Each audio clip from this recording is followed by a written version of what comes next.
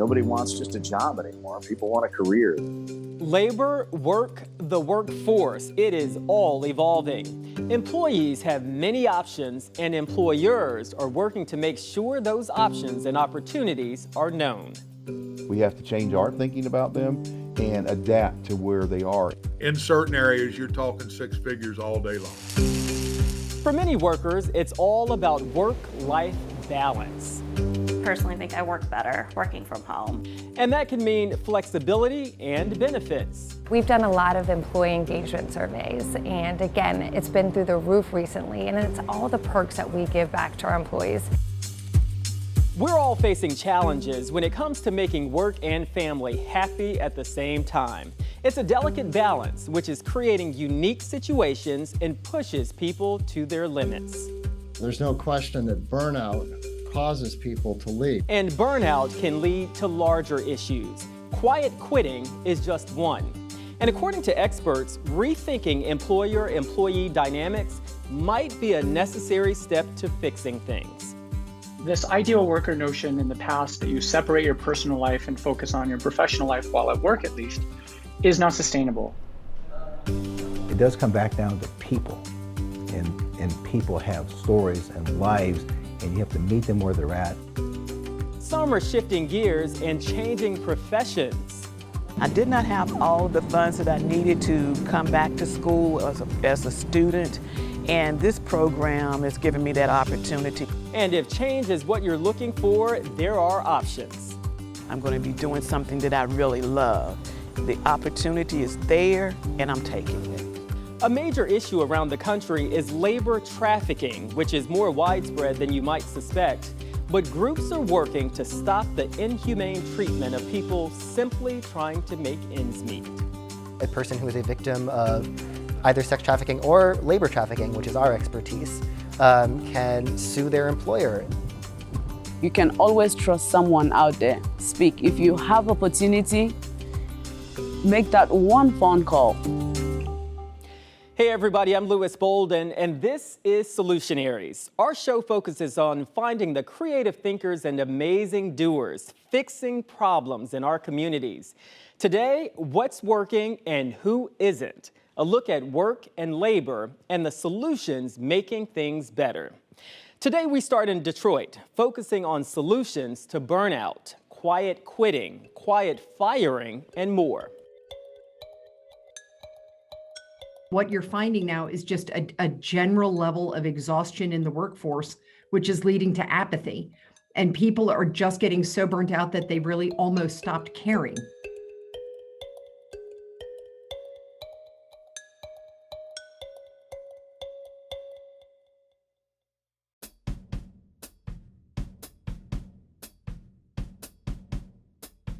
We don't get paid enough to do half of what we're doing now. Pretty much feeling burnt out, and then on your days off you don't have energy for like life.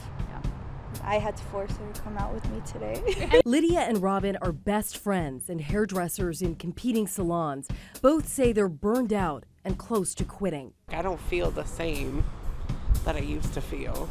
Like, just sometimes I feel like a shell. You know what I'm saying? I had to actually cut my hours down this week because I'm constantly going and getting shots for pain for my nerves because I'm on my feet nonstop. The last place I worked at, she ran 20 different stores, and I don't understand how you can do that as one person. Worker burnout is getting worse, according to Indeed, a giant job aggregator site. Its survey of 1,500 U.S. workers compared findings in 2021 against a pre-pandemic study. It found more than half of respondents feel burned out, and more than 2/3 believe the feeling has worsened over the pandemic.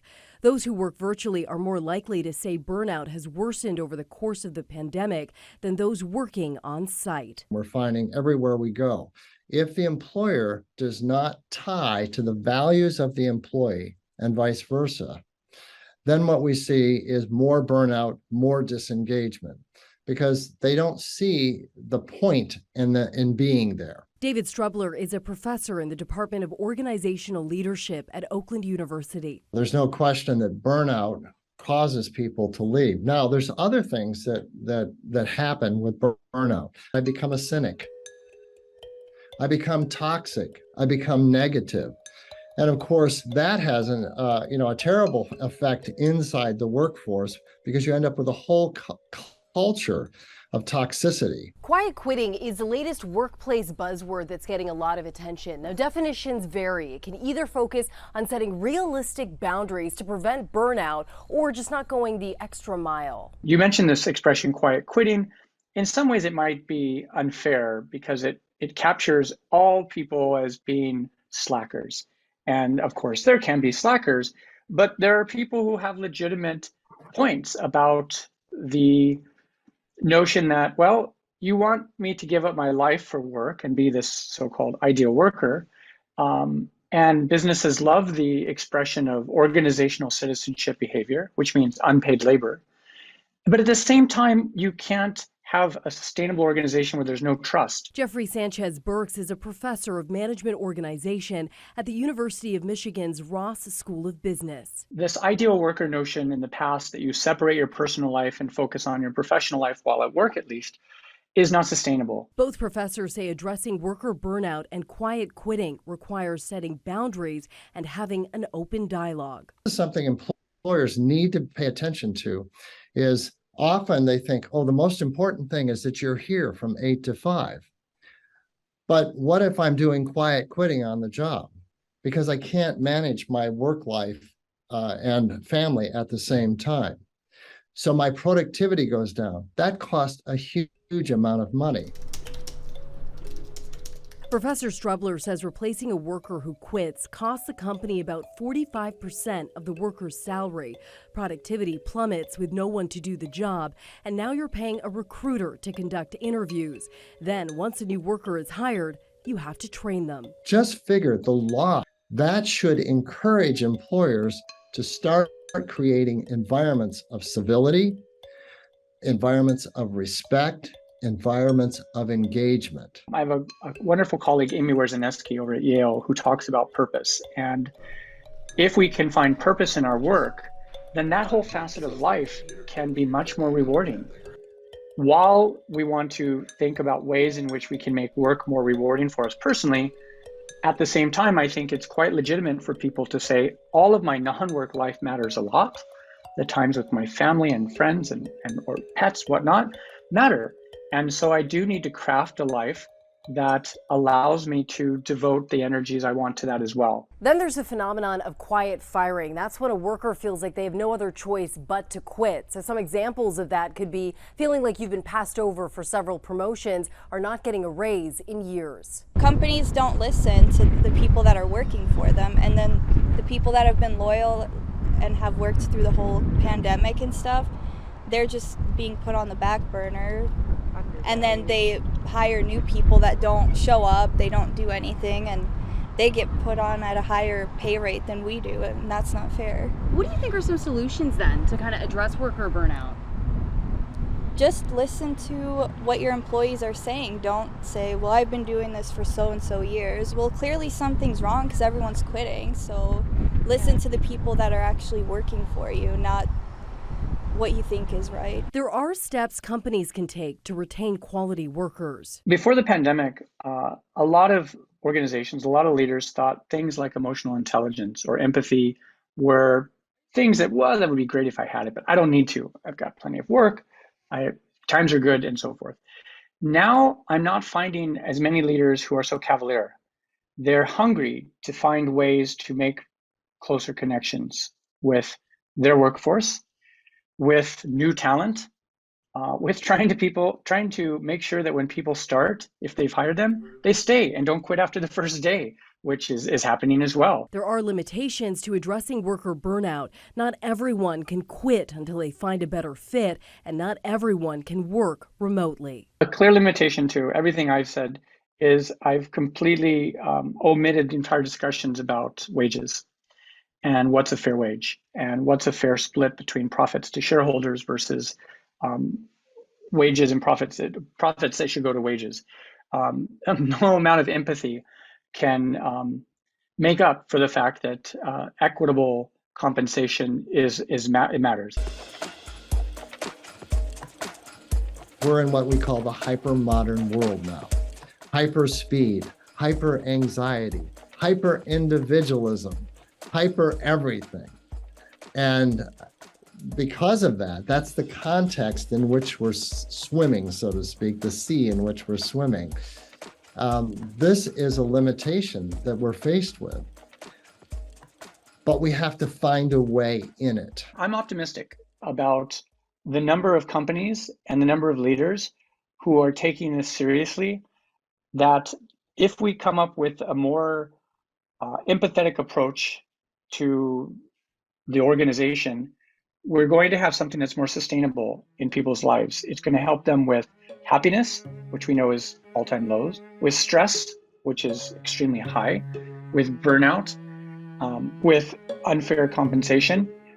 This is an interesting time, an interesting reckoning, and I'm optimistic that the relevant issues are being talked about, and I think that increases the odds that they'll be given the attention they need, rather than just brushed under the table. Businesses need to rethink that whole process to lift up the different benefits they have, to lift up the different community investment they have, to position their jobs differently than they did before pandemic.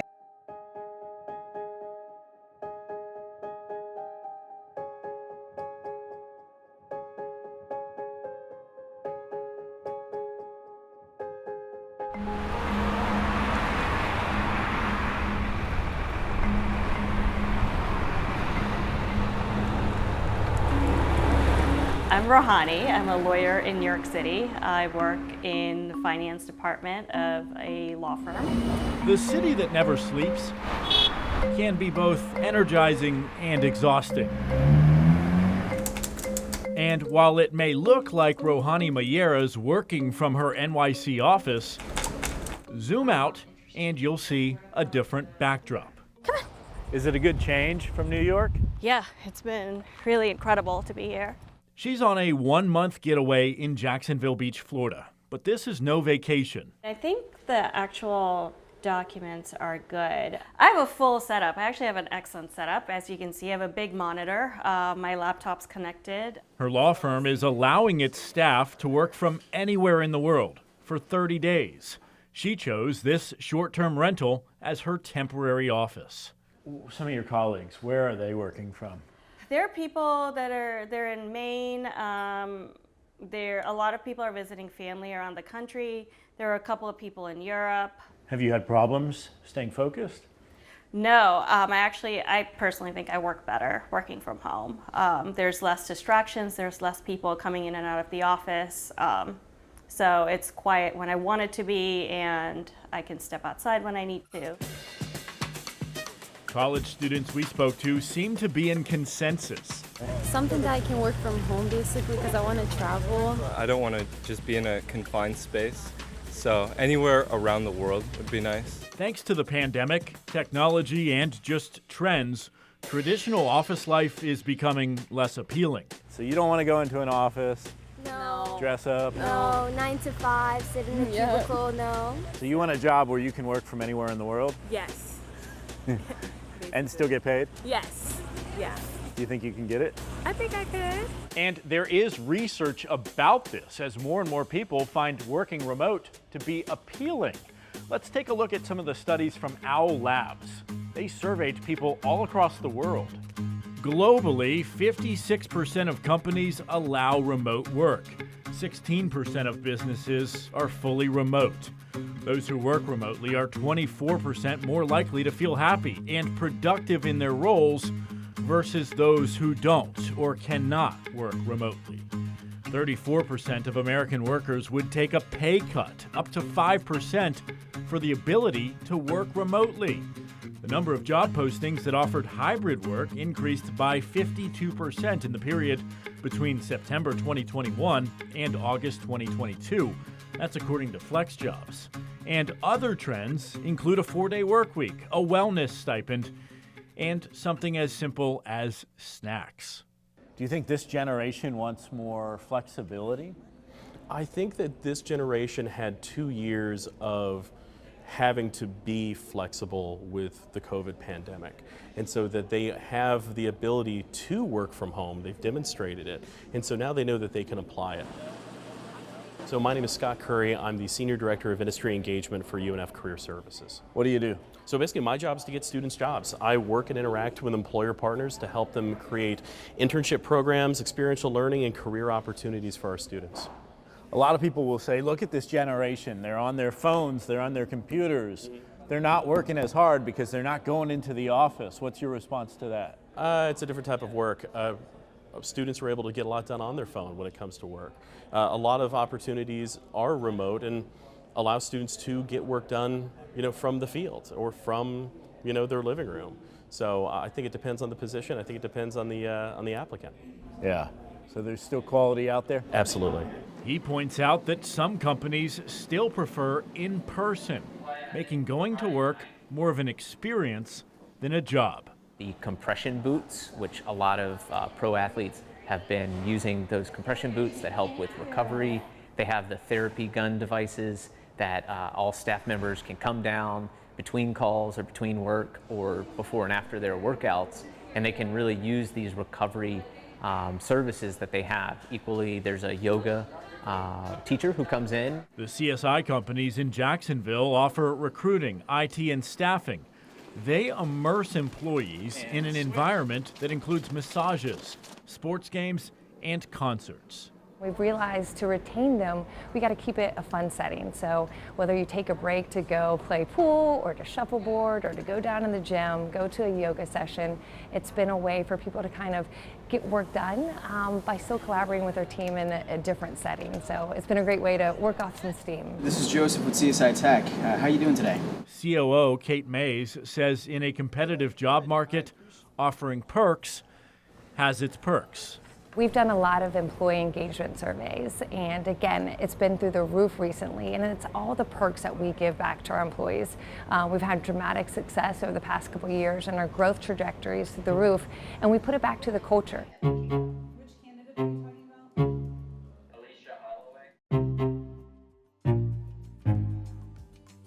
Money can be made. Oh, yeah. I was able to pay all my bills off, pay my house off. In fact, I bought another house for a rental. So that's all because of the iron workers.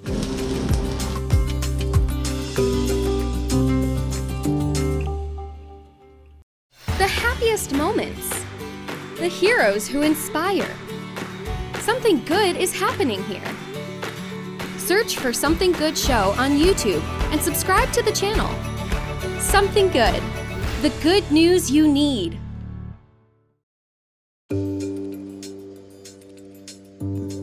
I can't emphasize enough, college isn't for everybody. College is great if you are into the academics and it will prepare you for the world, but there's an alternative path.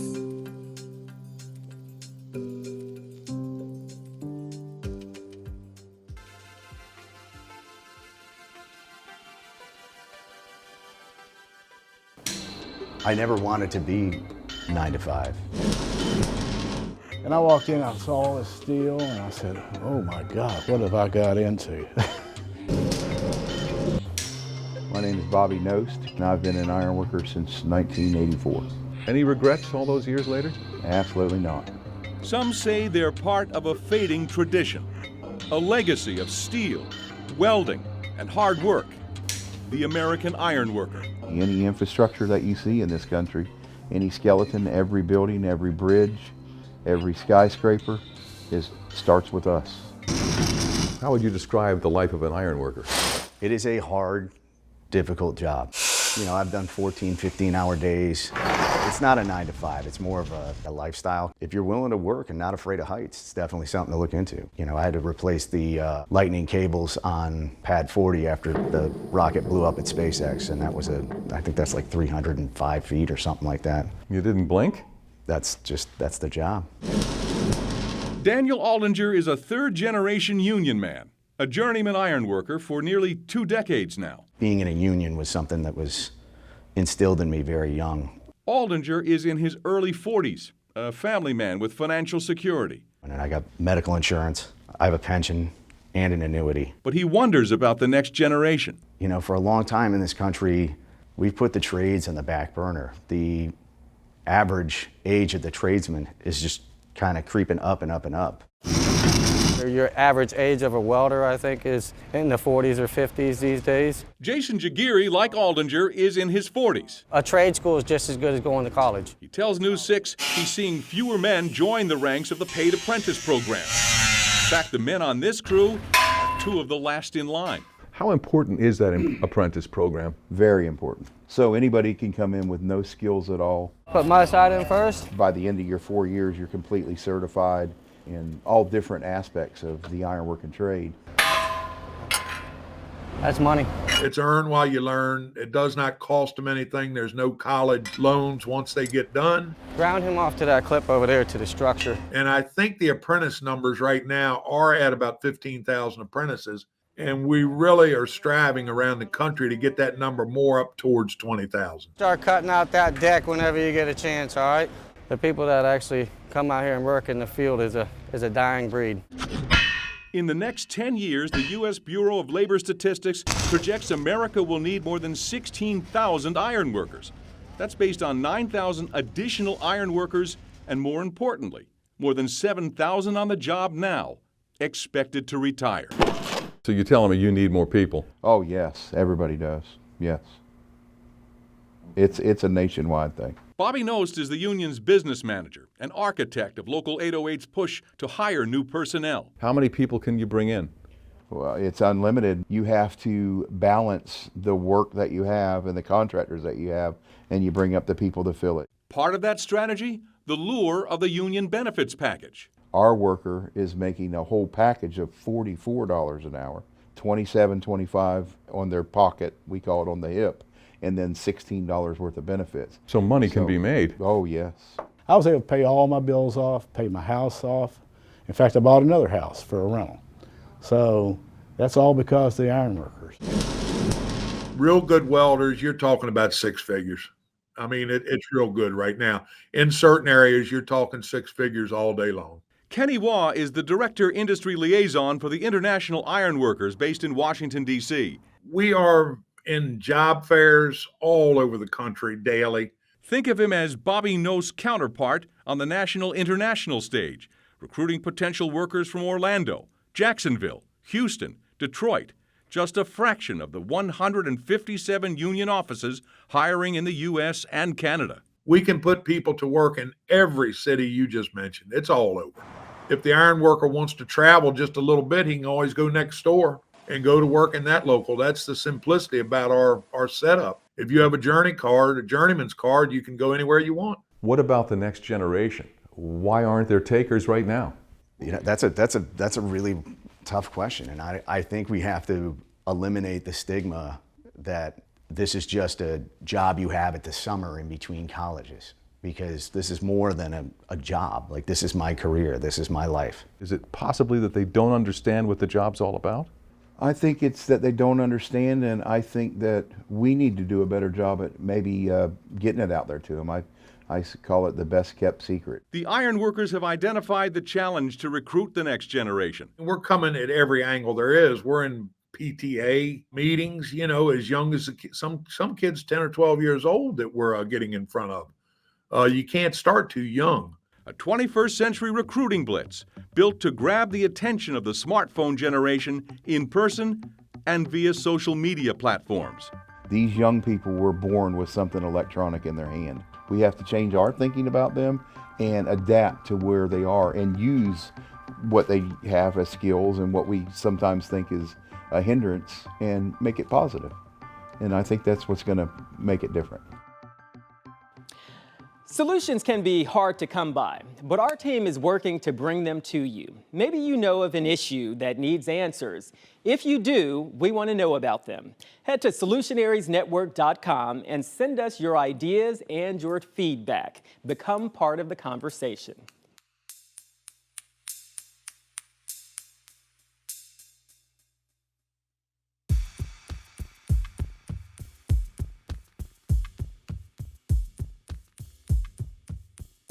I started working with him in 2010 in Nigeria. I work as house help. I do everything in the house, take care of the kids. He was a good man. Everything was good. When did he start talking to you about coming to the United States? He never said anything. He just said, go get your passport. You're going to the United States, and that's it. I never knew it was going to be permanent.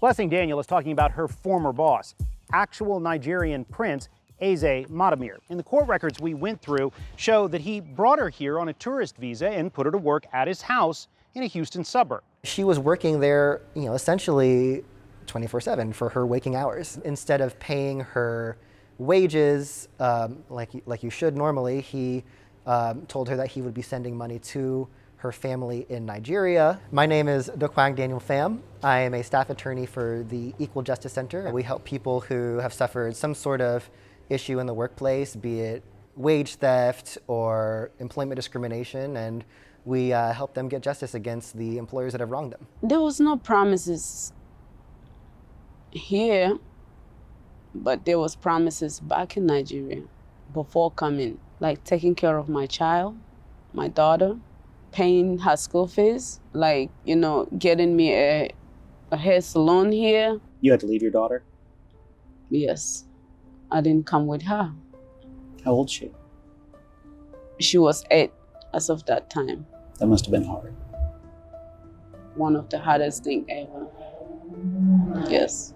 What did they tell you would happen if you left? I don't know, I want to say that. Labor trafficking is the use of force, fraud, and coercion for the purpose of obtaining someone for modern day slavery, for debt bondage or forced labor. Human trafficking isn't just kidnapping, it isn't just abduction. Human trafficking usually is done by someone who has a close relationship or kinship to you and is taking advantage of that. My name is Samantha Ledesma and I am with YMCA International, which is a part of YMCA Greater Houston. My name is Elise Grissmeyer. I'm the Associate Legal Director for the Cabrini Center for Immigration Legal Services for Catholic Charities. We work exclusively with foreign national survivors of labor trafficking and sex trafficking. And I think when we see stories about trafficking in the media, they tend to take either the form of smuggling, immigrants found in the back of an 18-wheeler, or they take the shape of sex trafficking for young American girls. And both of those things are so narrow in focus that we miss how broad trafficking is. That trick we see is typically, come work for me, I'll pay you a minimum wage waitressing job. And then you get here and you find out it's something else. A lot of these labor trafficking cases can be with foreign nationals, with somebody who is undocumented in the US. While many victims of trafficking are undocumented, there are those, like Daniel's, who come to the U.S. on tourist visas. Then there are those who come here on worker visas. So the H-2A and H-2B program specifically are brought in to fill gaps in employment here in the United States. They can apply for visas to bring people into the country. Those visas, however, are tied to that specific employer. So there's this huge power imbalance between the employer and employees. And if they complain about working conditions or hours or the type of work that they're being forced to do, they know that their employer could have them deported at any moment. So whether it's psychological or physical, if that person feels that they cannot leave that labor situation, that work, that turns into labor trafficking. A lot of abuse crops up in that system that could be easily resolved if we gave immigrants more flexibility to work within that same field, but the ability to change employers. The United States allows 88 countries to apply for H-2 visas. Between 2018 and 2020, more than 15,800 people were identified by the human trafficking hotline as labor trafficking victims.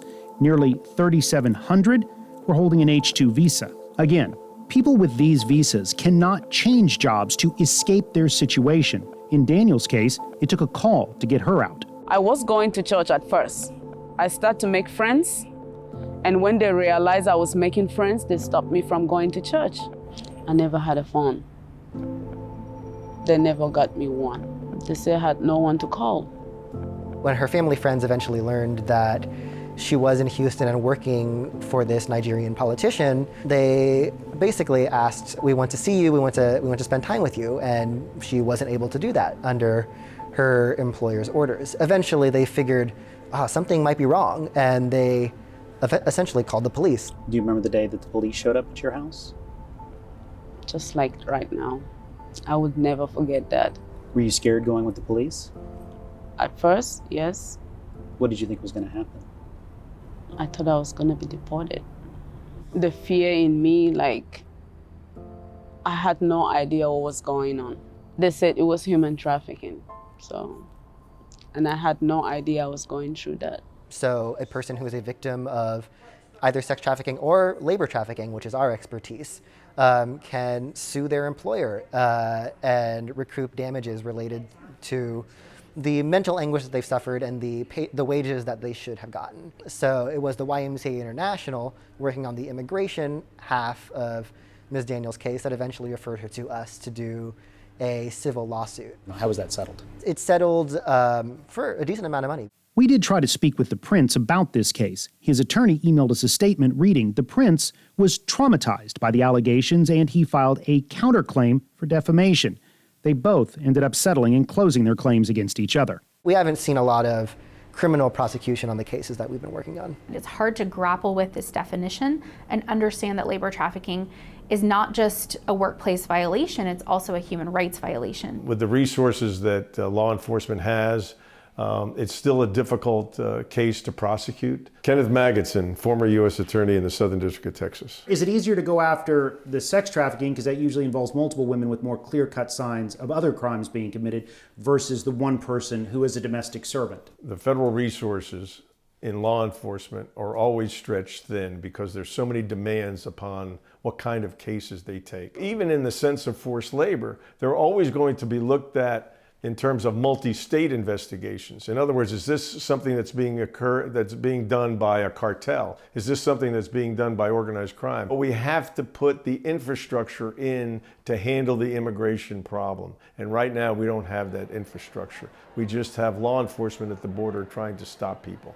That infrastructure could come in the form of two paths. Both require bipartisan support at our nation's capital, which is hard to accomplish these days. Remember those visas. The first path would require a change to how employers who sponsor immigrant workers are properly vetted or monitored. It would also give visa holders the opportunity to change jobs if their employer was abusing their position. Nationally, the second path lands on enforcing current laws, and it would require a joint effort from law enforcement, federal agencies, state and city leaders, and grassroots or nonprofit advocates. There's also a huge coalition, which is the Houston Rescue and Restore Coalition, that has over 50 organizations working together to really fix these gaps in services. We have a trafficking victims assistance program through our refugee resettlement program that can do financial assistance and case management and counseling and shelter and food and GED classes or whatever it is that they might need. We also know that Houston is a model for the response to human trafficking, that we had one of the first federally funded task forces to address human trafficking, that our mayor's office has set up a task force as well, and it's been used as a model not only nationally but internationally as well. So for whoever is going through what I went through, I want to say speak to somebody.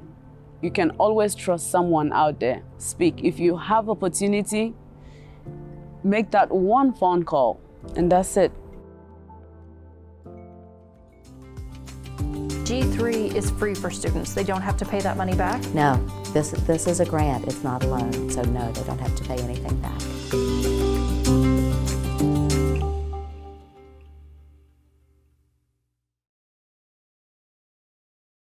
Facts have never been more important than now. They can be the difference between life and death. Rely on the Trust Index, your first line of defense against disinformation. Just look for the seal. It's true means it passed the test, and we can back it up. Not true means it's fake. Don't trust it. And be careful means not entirely right or wrong, but it could be risky. In the battle against disinformation, no fact is off the table. If it seems suspicious, send it to us and we'll get answers. Look for the Trust Index on the stations and websites of Graham Media Group.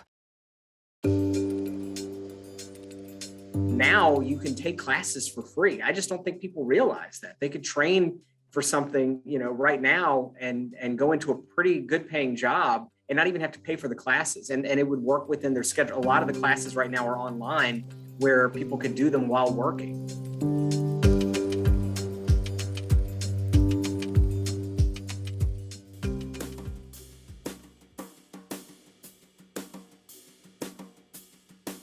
We are experiencing a labor shortage in high demand fields.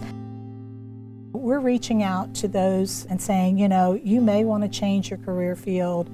Change is scary, very, very scary. How can we help the citizens, our current students, prospective students, employers, to meet these needs? I probably would not be here right now. This program is giving me that opportunity. This will propel Virginia forward. I'm Elizabeth Wilmer, Vice President of Academic and Student Affairs at Virginia Western Community College. We are experiencing a labor shortage in high demand fields such as IT and healthcare, early childhood development, those type of fields. And so what has Virginia's response been to that problem? Is to create the G3 grant, which means get skilled, get a job, and get ahead. And this is a grant that helps students afford college in those high demand areas. I am working, I'm working full time, but I did not have all of the funds that I needed to come back to school as a student. And this program is giving me that opportunity so that I can do that. Some of my books I paid for, some of the books were paid for by the program, so it's been really a good opportunity for me. I just wanted to change, I wanted to do something different. And Virginia Western's here, they have the program. I thought it would be a good opportunity for me now. What do you think it would have been like without G3? It would have taken me longer, and I probably would not be here right now. There would have been, I have so many other obligations, and I was looking at all of these other things, and I just didn't see a way for me to do this and complete what I wanted to do. And so this is giving me the opportunity to do that, to get my degree, because I don't have it, and if you want to go far, you need a degree, in my opinion. And G3 is free for students. They don't have to pay that money back? No, this is a grant, it's not a loan, so no, they don't have to pay anything back. So this kind of helps in two ways. It helps employers get the people they need to run a business, but it also helps students pay for college. That's exactly right, yes. It really will help the economy of the Roanoke Valley by having more employees that are trained, well-trained, because Virginia Western can do a great job at training those employees to be skilled workers. So the categories are healthcare, IT, early childhood development, the trades and manufacturing, and public service. There are many different programs that they can choose from within those categories. For example, let's take healthcare. We offer 9 different degrees in healthcare. We have nursing, practical nursing, radiography, radiation oncology, surgical technology, physical therapy assistant, medical lab technology. When our family first came to the country, my dad got really sick and he'd been hospitalized in Korea for many years. So healthcare environment wasn't too strong for me. When I see the nurse taking care of the patient, I really want to be one of them. My name is Thanh Nguyen. I'm a medical assistant at Korean Clinic Internal Medicine. So I think the two important things that people can gain from the program is financial support and opportunities. When I applied for the program, I wasn't a US citizen. So it would be more expensive for me and it would be harder for me to be in the program. But thanks to the G3 program, I'm able to make it because my parents at that time weren't able to support me based on their income. How does it work? First, the student has to fill out the FAFSA, the Student Financial Aid Form, and G3 is a last dollar grant, which means that first they get their financial aid or any other scholarships and grants that they qualify for.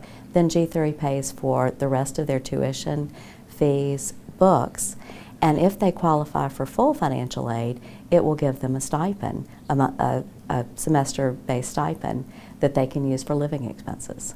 Since last summer, Virginia Western has used more than $1.2 million in G3 funding to help more than 1,300 students. When you add all 23 Virginia community colleges together, that number is much higher. And even if you don't qualify for federal financial aid, you can still receive G3. G3 has funds for those students that don't qualify but still fall within 400% of the federal poverty level. So for a family of 4 that makes $100,000 or less roughly, they can still qualify for G3 even if they don't qualify for federal financial aid.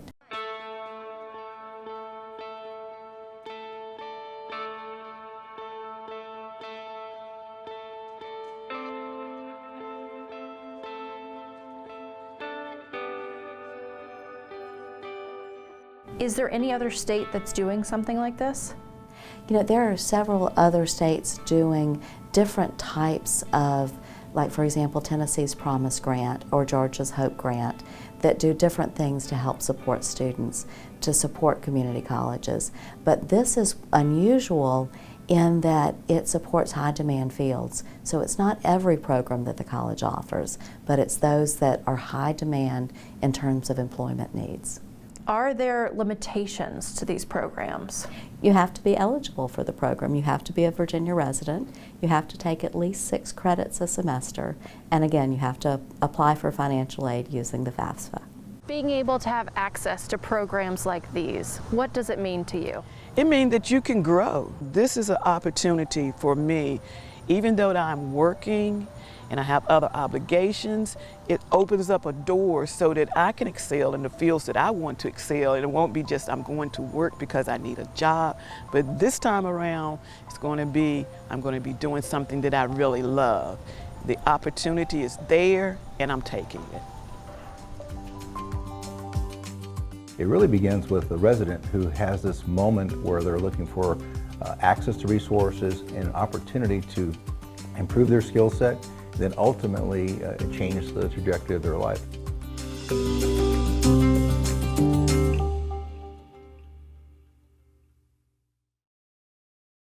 At KSAT Explains, we take one topic, add a team of journalists, and dive in. Then we stream it for free on KSAT.com and the KSAT TV app. Sometimes serious, sometimes fun, always interesting. Go beyond the headlines with KSAT Explains. We did 2 surveys at Bankrate of the American public, and they both came in basically the same way, that 55% of those who were employed were going to look for a new job in the coming 12 months, and what they were looking for, even at a higher level than higher pay, was the ability to work remote and to have more flexible hours, and those are lessons that have been learned only because of the pandemic.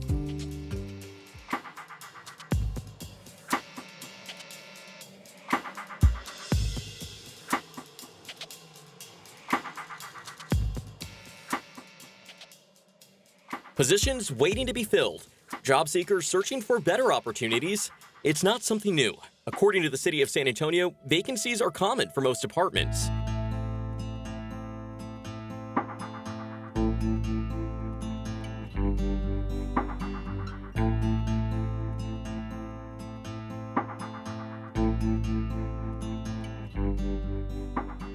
So what would it take to get these spots filled? Some believe it's a layered issue. The idea of labor shortage means different things, and it's not just there's not enough people and there's more jobs than people. There's probably some of that, but I think are we helping everyone reach their full potential and developing the skills needed to compete for those jobs, and doing so at a pace and a rhythm that produces people with those skill sets to meet those jobs. I think that's the biggest question, but that's also the biggest opportunity.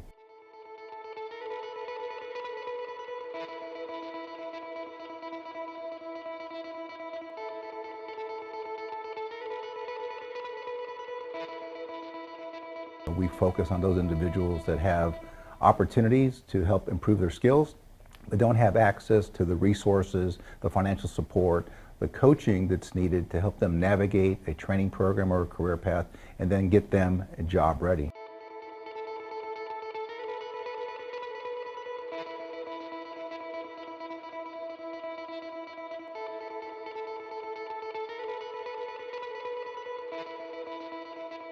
As a result of our services and the upskilling and putting people in jobs where they can take care of their families and be contributors to our economy, that Quest returned about $1.2 $7 billion back in economic impact to the community.